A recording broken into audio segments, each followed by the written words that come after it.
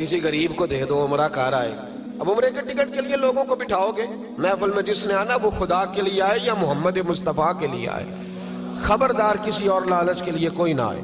یہ تو خیر کا کام ہے، یہ تو چپ کر کے دینا چاہیے.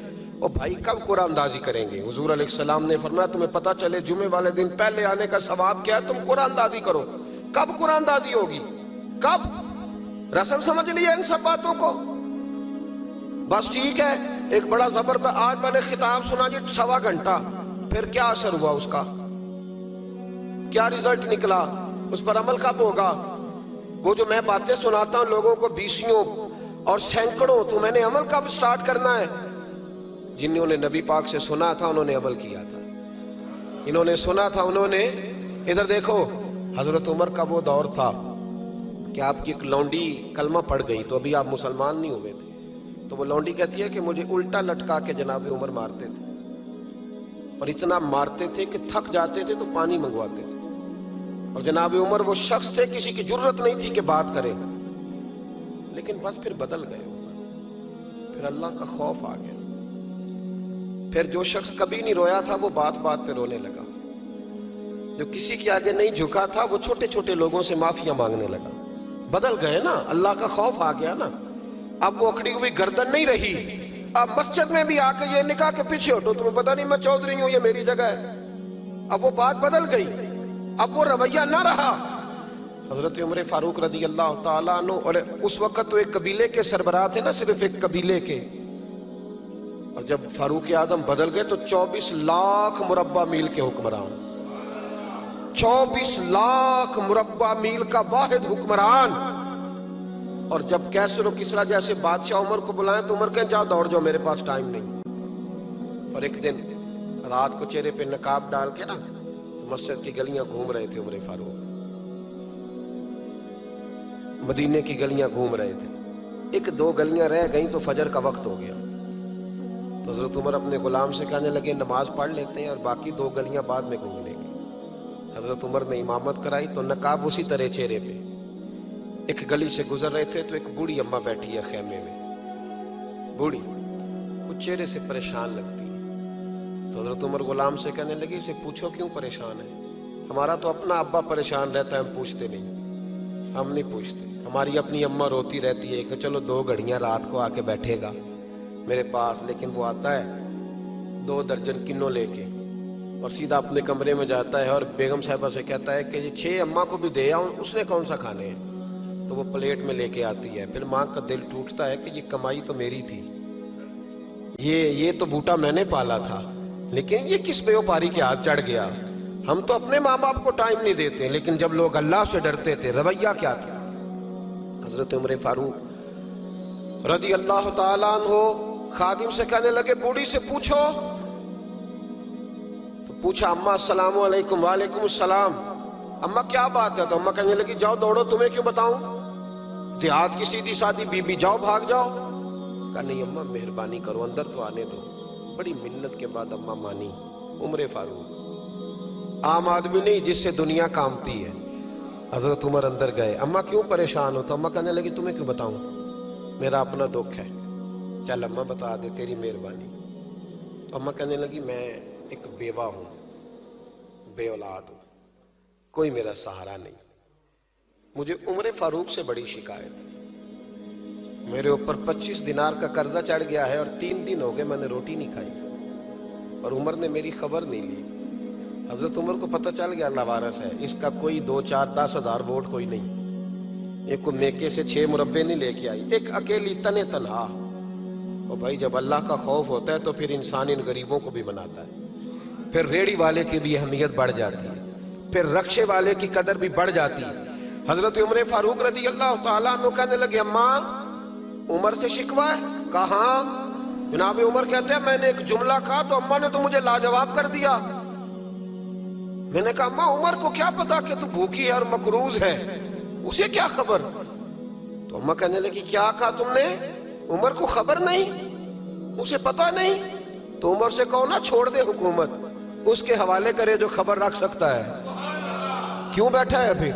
ہمارے حکمران کہتے ہیں ابھی میں صدمے میں ہوں، نکلوں گا تو بات کروں گا، نہ ادھر ادھر کی تو بات کر، یہ بتا کہ قافلہ کیوں لٹا، مجھے راہزنوں سے غرض نہیں، تیری راہبری کا سوال ہے۔ ہاں تجھے جواب دینا پڑے گا۔ حضرت سیدنا عمر فاروق رضی اللہ تعالیٰ عنہ سے اماں کہنے لگی نہیں خبر رکھ سکتا تو حکومت کیوں کرتا ہے، چھوڑتا کیوں نہیں؟ تو حضرت عمر کہتے ہیں میں کانپنے لگا، دوڑے گئے جناب عمر۔ میں نے کہا اس اماں کا 6000 ووٹ نہیں کہ اس کی قدر کی جائے، یہ اماں کوئی بہت آکسفورڈ یونیورسٹی کی ڈگری ہولڈر نہیں کہ اس کی بات مانی جائے، کہ لاوارث اور بیوہ بی بی۔ عمر دوڑے گئے، گھر سے اناج کا تھیلا کندھے پہ رکھا، 25 دینار بھی لیے، پکا پکایا کھانا بھی لیا۔ خادم کہنے لگا حضور مجھے دے دے میں اٹھا لیتا ہوں۔ تو حضرت عمر فرمانے لگے چل وعدہ کر قیامت کے دن بھی میرا بوجھ اٹھائے گا؟ کہنے لگا جی نہیں وہاں نہیں اٹھا سکتا۔ فرمایا پھر آج بھی نہ اٹھا، مجھے ہی اٹھانے دے، یہ میرا بوجھ ہے تو مجھے ہی۔ اماں کے سامنے 25 دینار بھی رکھے۔ پھر اماں کو حضرت فاروق اعظم نے 2 مہینے کا راشن بھی دیا، پھر پکا پکایا کھانا بھی دیا۔ معمولی آدمی کی بات نہیں کر رہا، 24 لاکھ مربع میل کا حکمران۔ حضرت عمر مدینے میں بیٹھ کے کبھی للکار دیں تو کیسر و کسریٰ کی ٹانگیں کانپیں۔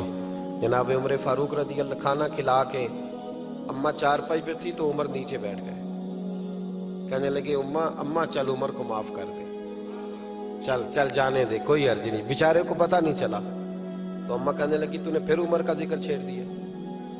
بیٹے میرے گھاؤ بڑے گہرے ہیں، میرے زخم بڑے سخت ہیں، کلیجہ پھٹے تو تجھے دکھاؤں کتنی تکلیف میں ہوں، میں تو پکا ہوا پھال ہوں، کسی وقت بھی دنیا سے چلی جاؤں گی، میں نے عمر کو معاف نہیں کرنا۔ جب میں قبر میں جاؤں گی نا، نبی کریم علیہ السلام آئیں گے تو میں عمر کی شکایت کروں گی، میں کہوں گی حضور اس سے پوچھئے یا رسول اللہ بیوہ اور بوڑھی کا خیال ہی نہیں کیا؟ تو آپ کے غلام کہتے ہیں میں نے عمر کو کبھی اتنا روتے نہیں دیکھا جتنا آج روئے۔ کہنے لگے اماں عمر کو میں جانتا ہوں وہ کمزور ہے، یہ شکایت نہ لگانا، وہ کمزور ہے، مقابلہ نہیں کر سکے گا، یہ شکایت نہ لگانا، چل معاف کر دے۔ تو اماں کہنے لگی اچھا تو مجھے کچھ اچھا لگتا ہے، جا تیری خاطر عمر کو معاف کیا، تو پیارا لگا ہے جا معاف کیا، تیری خاطر معاف کیا، تیری خاطر عمر کو معاف کیا۔ حضرت عمر فاروق کہنے لگے مجھے لکھ کے دو، کون اتنے جتن کرتا ہے؟ کون؟ کسی سے کہنا جا اپنی اماں کو منا لے، تو کہتے ہیں نہیں میری غلطی کوئی نہیں تو مناؤں کس بات پہ، ہمیں تو 20 دلیلیں آتی ہیں، جا ابا کے پیر پکڑ لے۔ پتہ ہے نبی پاک علیہ السلام نے فرمایا جس کا باپ راضی ہوگا اسی کا اللہ راضی ہوگا، اور جس کا باپ ناراض ہوگا وہ سارا دن وظیفے پڑھے اس کا اللہ راضی۔ یہ ابو داؤد شریف کی حدیث ہے نا جی، بڑی مہربانی پیسے نہ لائیے گا آپ، اب بات سنیں، وہ بھی میں سمیٹنے کی طرف آ رہا ہوں، ختم کر رہا ہوں، آپ میری بات پہ توجہ رکھیں۔ عزیز بھائی، نبی کریم صلی اللہ تعالی علیہ وسلم نے جو اپنے غلاموں کی تربیت کی تو حضرت عمر فاروق کہنے لگے لکھ کے دو، لکھ دو۔ تو اماں کہنے لگی آپ لکھیں میں سائن کر دیتی ہوں، آپ لکھ دیں میں سائن کرتی ہوں۔ حضرت عمر نے لکھا فلاں بنت فلاں کو عمر سے شکایت تھی، پھر انہوں نے عمر کو معاف کر دیا۔ اماں سائن کرنے ہی لگی تھی کہ مولا علی شیر خدا آ گئے، حضرت عبداللہ ابن مسعود آ گئے۔ اوہو عمر یہاں بیٹھے ہوئے ہو، میں سارے مدینے میں تلاش کر رہا تھا، یہاں بیٹھے ہو، وہ کچھ لوگ ملنے آئے، نکلو۔ اماں نے سنا کہ یہ عمر تھے تو اماں اٹھ کے کھڑی ہو گئی، آئے ہائے عمر تھے، آپ عمر تھے؟ تو جناب عمر کہنے لگے اماں تو نے جو کہا ٹھیک کہا، لیکن اپنے وعدے پہ قائم رہا، یہ ذرا سائن کر دے۔ اماں نے سائن کیے تو حضرت عمر فاروق فرمانے لگے علی آ گئے ہو تو بطور گواہ تم بھی دستخط کر دو، عبداللہ ابن مسعود تم بھی بطور گواہ جب سائن ہوئے تو جناب عمر نے رکا لپیٹا اور مولا علی شیر خدا سے فرمانے لگے علی یہ رکھ لو، مجھے لگتا ہے میں تم سے پہلے دنیا سے جاؤں گا، اور جب میں پردہ کر جاؤں نا تو یہ رکا میرے کفن میں رکھ دینا۔ اگر حضور علیہ السلام نے پوچھا نا میری امت کے ساتھ کیا سلوک کر کے آئے ہو، تو رکا نکال کے کہوں گا یا رسول اللہ ایک بوڑھی ناراض تھی میں اسے بھی راضی کر کے آیا ہوں، حضور یہ میں راضی۔ بھائی جب تک ہم اللہ سے نہیں ڈرتے معاشرہ اصلاح پذیر نہیں ہو سکتا، جب تک یہ وظیفہ پک نہیں جاتا کہ اللہ میرے ساتھ ہے اور اللہ مجھے دیکھ رہا ہے، تب تک حالات بہتر نہیں ہو سکتے۔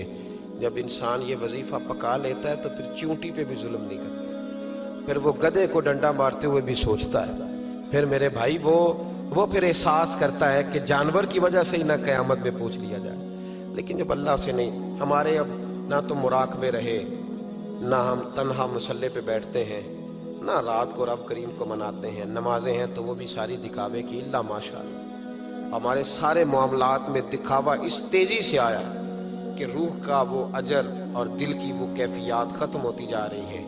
رات مسلح پہ بیٹھے اپنی اصلاح کے لیے اپنے مالک کے حضور دعا کریں، اور سب سے بڑھ کر یہ کہ یہ ذہن بنائیں کہ میں، یہ باپ مجھے بعد میں ملا، اماں مجھے بعد میں ملی، بچے بیوی بعد میں ملے، پہلے تو میں اپنے رب کے پاس تھا، اس وقت میرا کوئی رشتہ دار نہیں تھا، اور جب میں قبر میں جاؤں گا تو پھر بھی میرا اللہ ہی میرے ساتھ ہوگا، اور اگر اس کے بعد کوئی ہستی میرے لیے ابر رحمت بنے گی تو خدا کے محبوب کی ہستی بنے گی۔ میرے بھائی، جس آدمی کے ساتھ انسان کو ہمیشہ کام پڑے اسے بندہ ناراض نہیں کرتا، اس کے ساتھ دوبارہ بھی مجھے کام پڑے گا، تو رب رسول کے ساتھ رشتے مضبوط کریں۔ ہم بڑے کمزور ہوتے جا رہے ہیں، باتوں کے گورکھ دھندے میں زندہ ہیں، کسی کو بھی چھیڑ لیں، جتنی مرضی باتیں سن لیں، کسی شخص سے بھی آپ ڈسکس کر لیں، جو مرضی اسے سن لیں۔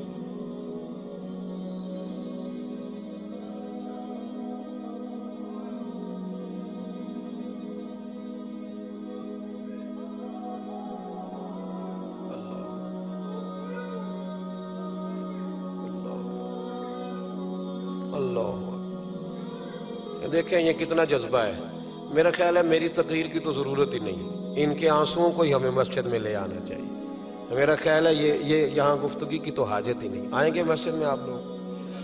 ہلکا پھلکا ہی انشاءاللہ کہا ہے آپ نے، چلو پکے نمازی کئی دفعہ کہتے ہیں ہمیں نہیں انشاءاللہ کہنے چاہیے، اسی تو پہلا بھی ہونے ہیں، اور بھائی کہہ دیا کریں، مہربانی کریں کہہ دیا، آئیں گے انشاءاللہ تعالی۔ ایک بات سن لو ایک بات، انہوں نے رخ موڑ دیا ورنہ میں بات کسی اور طرف کر رہا تھا۔ نبی پاک صلی اللہ علیہ وسلم کی حدیث ہے مسند امام احمد بن حنبل، فرمایا من ترک صلاۃ متعمدا،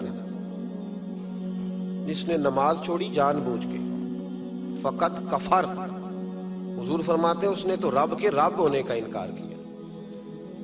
اللہ کے حضرت غوث اعظم رضی اللہ تعالیٰ عنہ نا، ادھر دیکھو میری طرف، اصل مصیبت یہ ہے، ایک صاحب نے مجھے آ کے کہا میرے لیے دعا کریں، میرا نماز میں دل نہیں لگتا، تو میں نے کہا نماز آپ کا مسئلہ ہی نہیں،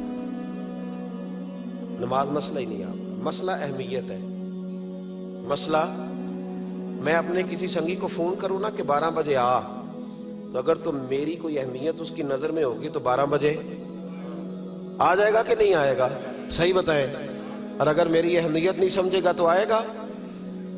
میں نے کہا مسئلہ دل لگنے کا نہیں، دل تو کئی دفعہ بندے کا پیسوں میں بھی نہیں لگتا تو پھر چھوڑ جاتے ہیں لوگ دولت، کئی دفعہ بچوں کے ساتھ بھی دل نہیں لگتا، وہ چاٹ ہو جاتا ہے تو چھوڑ دیتے ہو، مسجد میں دل نہیں لگتا تو میں نماز نہیں پڑھتا، مسئلہ دل کا ہے ہی نہیں، مسئلہ اہمیت کا ہے۔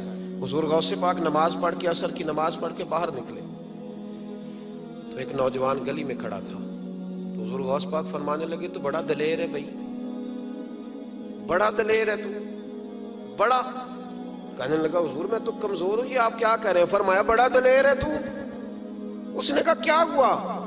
حضور غوث پاک فرمانے لگے مجھے تو کوت والے شہر بلائے، SHO بلائے تو مجھے جانا پڑتا ہے، نہ جاؤں تو ڈر آتا ہے، اور تجھے رب نے بلایا تھا تو گیا ہی نہیں، بڑا دلیر ہے، تیرا خیال ہے دیکھ لوں گا؟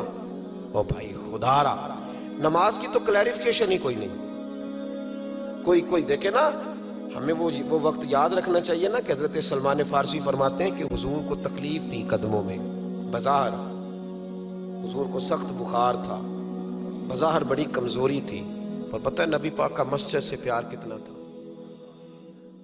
ایک نقطے وچ گل مکدی اے، ایک نقطے وچ گل مکدی اے، ایک نقطے وچ گل مکدی اے، ایک نقطے وچ گل مکدی اے، پھڑ نقطہ چھوڑ حساباں نوں،